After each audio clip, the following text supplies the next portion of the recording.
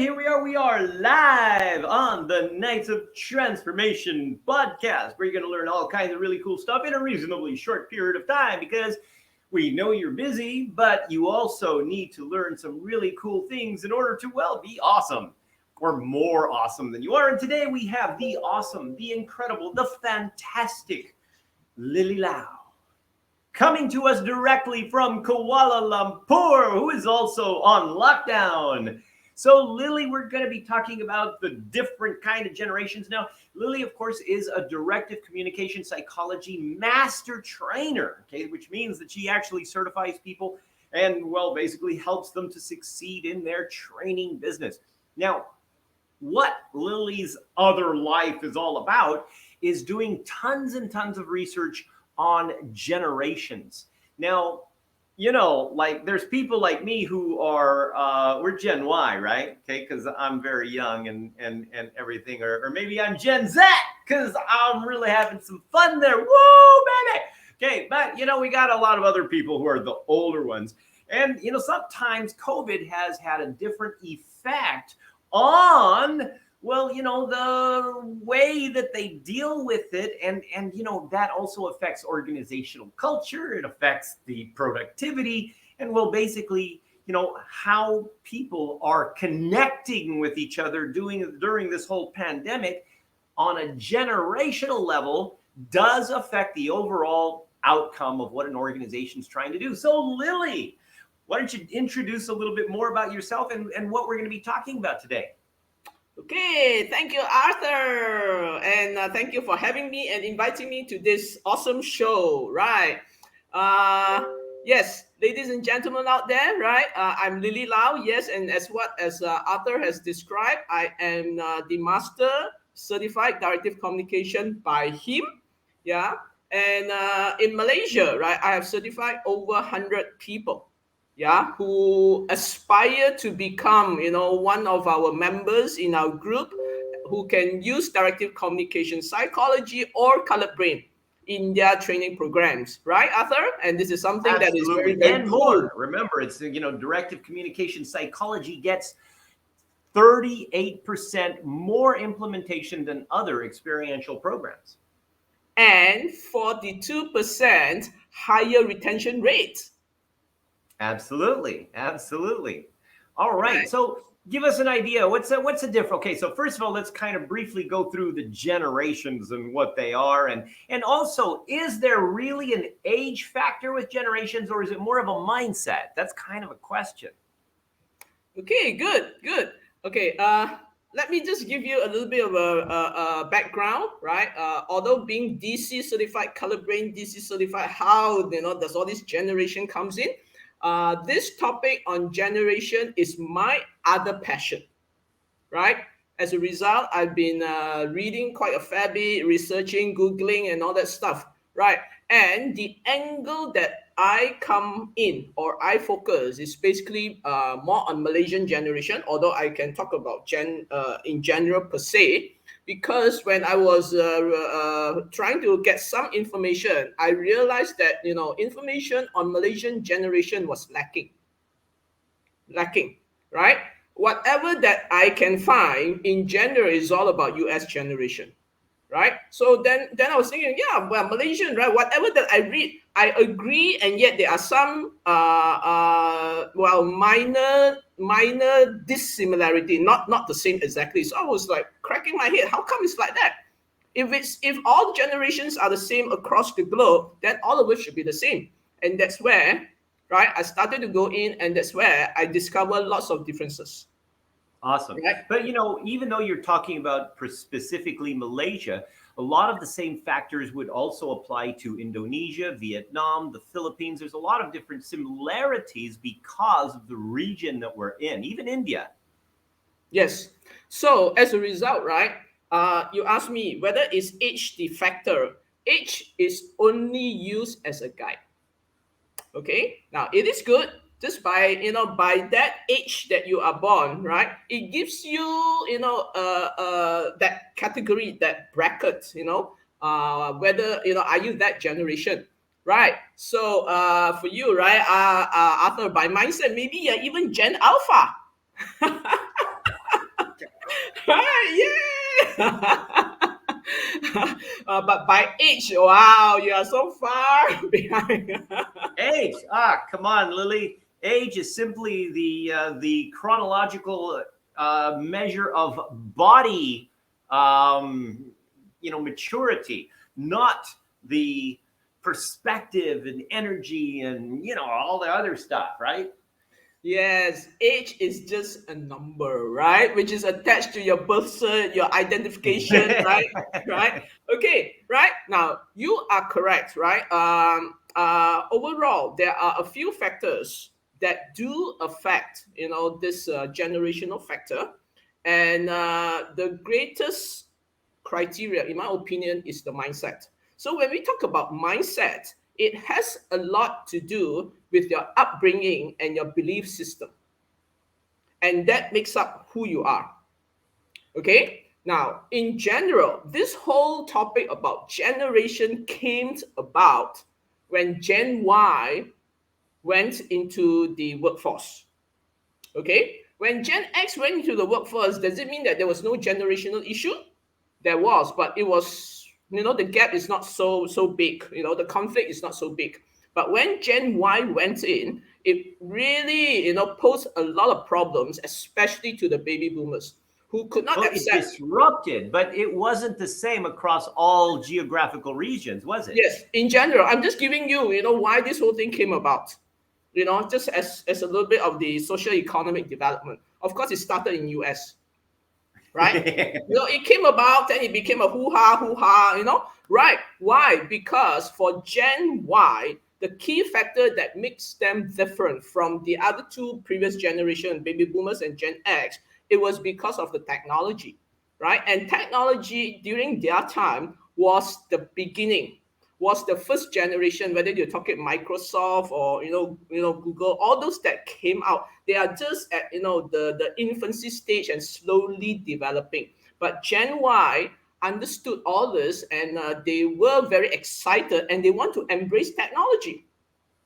Right? Anything that's without technology is like, oh, so old style, old fashioned, whatever it is, right? So that's where it came out, and all this Gen Y was they just go in and want to grab it. And when the latest handphone came, if you have the money, you buy the latest laptop, the latest desktop, whatever you call it during those times, right? Right? Why? Because people was excited, people was so hungry to discover what technology was all about. And that made them different from the two previous generation. And people like me, during those times, the late 1990s in Malaysia, right? I have to learn. I have to change my mindset and embrace technology. And I remember my former employment. My former managing director at that time made an announcement. He said that from today onwards, our company has spent, 1 million or 2 million. I can't remember. There was a big figure, right? And that was the budget where they digitalize or digitize. That was the word, right?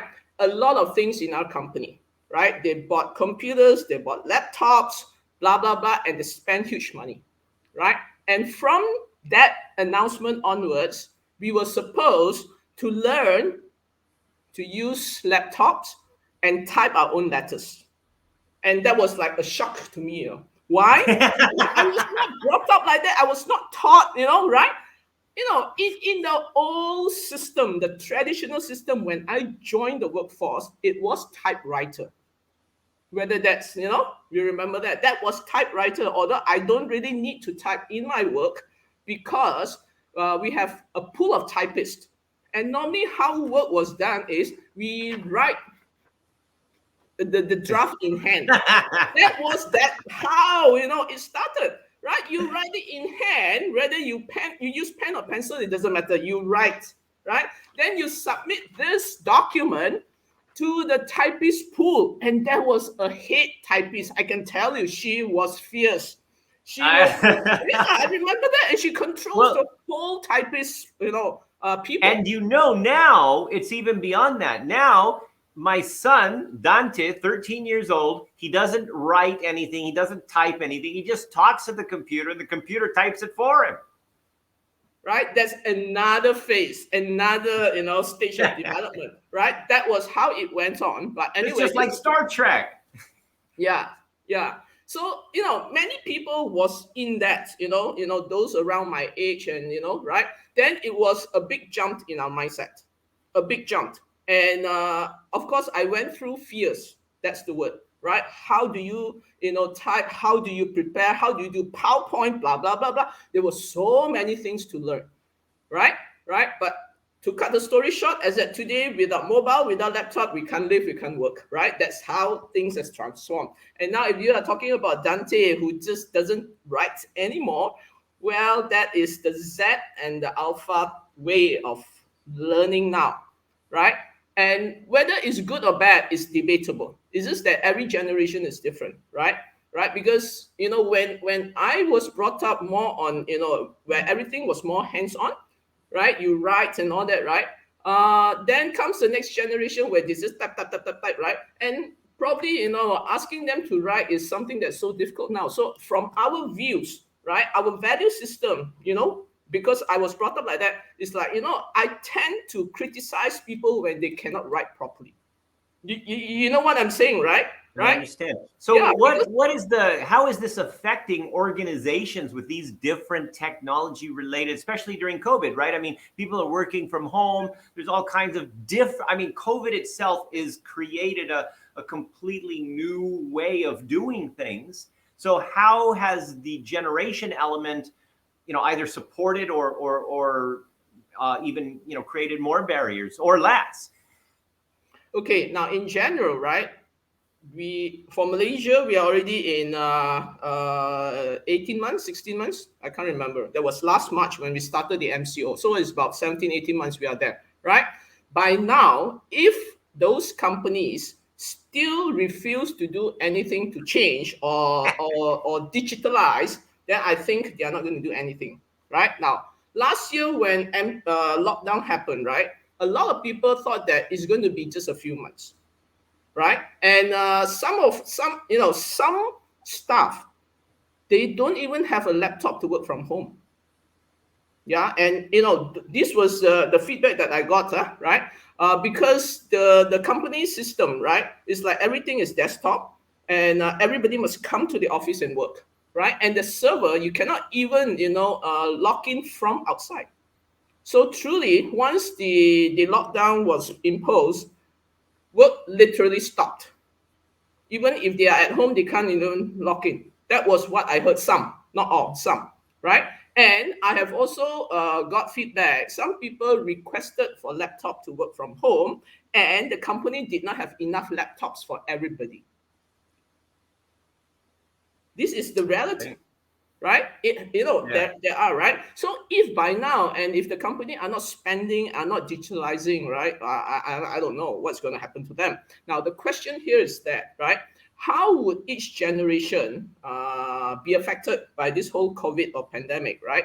Based on my study, the 4 generations, right? We have baby boomers, Gen X, Gen Y, and Gen Z, right? The greatest impact that has caused the most stress level is actually baby boomers. Aha. Right? Now, imagine if this baby boomer who is at the senior level, at the corporate, high level, right? He does not really needs to be hands-on in lots of things because he has a PA, he has a secretary, he has assistant, right? He just come to the office, do meetings, make decisions, whatever, right? Right? Suddenly lockdown. He has to go And now on. the He PA turns has into to a be BA. hands-on. Yeah. Yeah. Right. So actually, right, this group of people were the most stressed last year because it truly impacted them, right? And they have to relearn or unlearn, unlearn to relearn many, many things, which that was like, the most simple things of life. They got to learn to do it. Yeah, in order to to continue to be able to continue to work. And the other category are those baby boomers who are retired or who stay at home, right? And last year, we have Hari Raya, if you know what's the Eid Mubarak for the Muslim, right? And we also have Deepawali, a few celebrations. All of us was in lockdown. We cannot even travel, cannot go back to our hometown, blah, blah, blah, right? So that was the first time a lot of the grandparents, they have to meet their family online. It's like the first time in their life to do that kind of thing, right? And some have to do online banking, first time in their life, and some still don't know how to do, right? And some have to order food from Grab. Those who are willing to try, they will try. Those who are not willing to try, they're not going to do anything, right? And life will just go on, in that kind of a remote traditional way. And up to now, if they are not going to do it, they're not going to do it. But if those who have tested it, chances is that they will continue to do it because they will realize the advantages, that kind of thing, right? So this is, in So then general. you've got the other generations. You've got the Gen Ys also, and or Gen X's and Gen Ys. They did okay. How'd they do? They are. Okay, now in general, for Gen X, there are two types of Gen X's depending on, which spectrum of age. Are they closer to the boomer type or are they closer to the Y type, right? So for example, if you are closer, to the boomer, they are the boomer X type, right?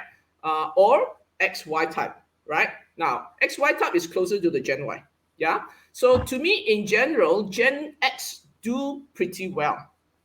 I will assess them at the medium level, right? In So general, we're talking about adaptability, right? adaptability, right? Now, in Okay. general, Gen X, the X boomers type probably are not tech savvy. The XY type is more tech savvy or more adaptable to technology, right? So we have these two, two categories, right?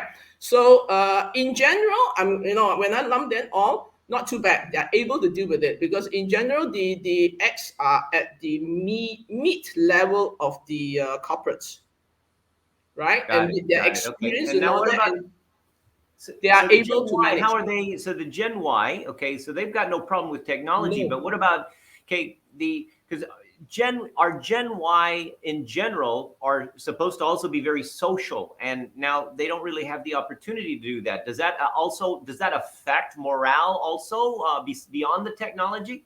Yes. Yes, of course. It is also depends on individual and personality and all that, right? The factor of not being able to socialize face to face, and yes, it does impact, right? And so it's like life becomes boring and all that. But in terms of technology adaptation, no sweat, right? Gen Y is the easiest. In fact, to them, it's just the enhancement, and there Okay. are more apps now available in the market, and that they are probably more they like it, they All like right. it. What about Gen Z? How do they do? Okay, now Gen Z, now let me start just to give you a little bit of perspective. In my study, right, I would regard our Gen Y is probably 5 years behind US Gen Y in terms of age. Okay. Okay, why do I say so? Because back then in 1980, where Silicon Valley was already created, in Malaysia, there was still no technology. So everything back then, right, whether you have the IBM, the Wang system, whatever, right, which was available in US, it would be very slow to come to Malaysia or even to this part of the region, right? So in terms of our adaptation to technology, I look at like roughly 5 years behind time. That was back then in the 1980s. And in Malaysia, the infrastructure for technology was only created in 1996 when MSC was created. That was all the fiber Right. optics and The all that. So Malaysia super highway or yes, technology super yeah, highway. I remember after that. Don 1996. Mahathir. Yeah, right after 1996. So everything is only available after 1996. So for that, in my study, we are like at least 5 years behind, right? But after that, we are more or less in quite close now.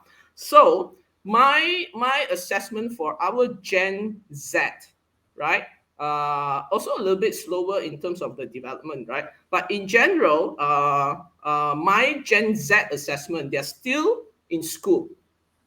They are either primary, secondary, or tertiary. Okay, so Okay, the these aren't the tertiary. 20-year-olds that are already started in the workforce.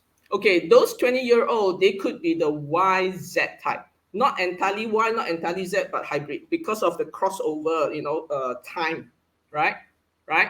So for me, right, the Z is most impacted for their education. Okay, and this is the generation where they entirely learn online. Even Gen Y, their education is the traditional way, classroom. So that makes a difference between Y and Z now, Okay. right? Now, So our Z and Alpha moving forward, there will be a bigger gap, with the Y because of the education. And education is most important in forming the ideas, the mindset. well, it's not just the education. Wouldn't it also be parenting? I Of mean, didn't course, Gen Z get a lot of mobile phone babysitter type things? You know, right, right. so- Now, the Gen Z parents are probably Gen XY or Gen Y type. So it's different, right? Where the parents are more technology savvy, they have more education knowledge about what technology is. Compared to the Gen Y, their parents are boomers or Gen X who don't even know what is technology. So it's definitely very different. Okay, because so in an organization, you've got a mix of all these different generations. Okay, which generation is going to really lead? The COVID resurrection. Would you say? Okay, my personal take, right? Because when we talk about leading, you still need to have the competency, the maturity, and everything. I would think a Gen X or XY because they have the technology factor there. They may not be most educated, but they know enough to make decisions. Okay, but yet we still have Gen Z and Gen Y people that are making businesses and making some serious bank on them as well. Yes, it is. They are the new group of people, the new breed that are in the market, right? And they are more for the entrepreneurial type, right? We are still talking about the corporates, right? To Right. lead people. So But in general, aren't corporates trying to inspire the entrepreneurial spirit within the organizations to create, to inspire those people to literally create and reinvent the organizations themselves? well, that is a good plan. But if you ask me whether are they really doing it, I am not too sure. Okay, okay, well, okay, let's just say that's what the larger organizations are doing. And I mean, just for example, DBS Bank, since we're talking about regional, DBS Bank in Singapore. I mean, they literally did that. They hacked their way through digital transformation. And they essentially got everybody to have that element of being an entrepreneur and coming up and breaking stuff and doing all kinds of crazy stuff. So and it worked out extremely well for them. They've literally gotten the best bank award, in all these banking things for all kinds of stuff. And there's a lot of organizations like that also in the region. So the which so of these generations, I guess it's not necessarily, like you said, the age, but it's about the adaptability to technology and the adoption of technology. So from a DC perspective, all right, knowing about emotional drives and knowing about emotional drive mixes that give predictable models on behavior, what would you say would be the primary motivators or emotional drives that a person would have to jump to the next generation? You mean in terms of mindset to jump to the next generation or Yeah, more yeah, to adoption of basically be technology? totally adaptable, just like to be, somebody that's maybe 60 years old and still, crazy adopting all kinds of new technology and jumping into stuff and experimenting and so on. Then you have to be diversity and change. Okay. What Yeah, else? Just they that one need to alone, have that or something else? challenge and growth. Okay, so by having essentially consistently challenging yourself as a motivator, as well as a sense of diversity to try new things, I mean, that ultimately is going to make an impact on your adaptability as an individual within an organization. So even if you might be age baby boomer, you could still be Gen Z. Possible. I agree with you. Yes. Okay. So at the end of the day, it's the mindset and how technology savvy are you, right? In terms of this transformation, right? You do not need to know everything, but as long as you know enough that helps you to make good decisions, I think you are there. Brilliant, brilliant. Well, Yeah. Lily, any last minute any last words for the audience before we leave? Oh, okay. Yes. Uh, Well, I think this subject of generation is still evolving, and it is something that there's no end to studying to learning. It's just like this group of young Gen Z now who are 100% online. What is their impact 10 years from now when they go into the workforce? Is something that I'm interested to find out, right? And by then, the Gen Y would be old enough. Then probably they will have huge complaint about this Gen Z or Gen Alpha. Right, because people were complaining about them so much. Yeah, right. So this subject of generation is evolving, and there's so much to learn. And what I want to say is, moving forward, right, everything is going to be about AI, right? Everything is going to be about AI. So the next generation, which is alpha, after alpha, I believe is beta, whatever, right? The question here is that, right, how different would their life be compared to when I was when I was growing up. So I think that will be the contrast in how you think, what are your value systems. Well, speaking of AI, right now I'm working with a group to literally train this AI and have this AI understand all of my books, all of my videos, all of my materials so that somebody can ask it a question and it would be able to answer like I would, and even in the same language that I would answer it. Fantastic. And of course, we'll Fantastic. make it look a little younger though. 20 years younger, right? Yeah, absolutely. Now, my concern here is our Gen Z, Gen Alpha, or Beta, or wherever, I mean, whichever generation, right? Are they able to make a distinction between an AI talking and a real person talking? Well, actually, How would currently, that be? no. I mean, the AIs. I mean, again, mind you, these are uh, it really depends on the training. Right now, computing power is still expensive. To have a crazy, awesome, almost perfect AI that you cannot distinguish requires tons and tons of computing power, which you can rent from Google at about $200 a minute, which can be a little expensive. Okay, so it just depends on how involved or how in depth your AI should be and how much it should be able to understand and communicate. Because, so for example, even just giving it, like the one that we're making for me, even just giving it everything that I've done, it still needs to know the context related to other things as well. So it's not just Arthur Carmazzi's content, but it's Arthur Carmazzi's content in relation to other people's stuff, other people's theories. Okay, why this theory is better than this theory, and so on. So it would actually be able to not just know what I've written and created, but also know how to paraphrase that and compare it to what's out there. Yeah, what I mean here is that eventually, right, AI will be something like the rate that we use mobile phones. Eventually, Yeah, right? 10 years from now, I don't know, but it will. That day will come, I mean, right? So that generation, then when they look at handphone, is something that's so old. the you know Possible. it's and what's funny is that I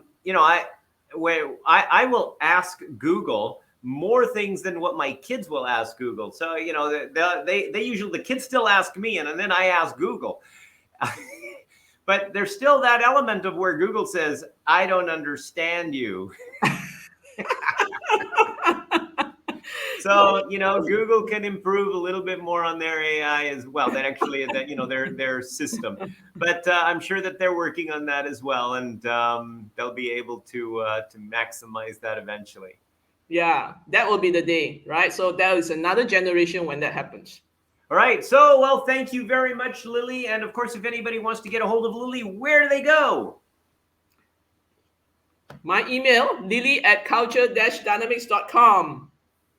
Okay, there you go. Or look up Lily Lau in Malaysia. Make sure it looks like this Lily Lau, because there's this other one that's like about 18 and she's like an influencer, not her. Okay.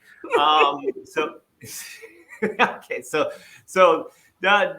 definitely make sure that you contact Lily and get more information on the generations, as well as directive communication psychology, colored brain, and all of the really cool stuff that basically makes organizational cultures more productive and excited about achieving awesome things.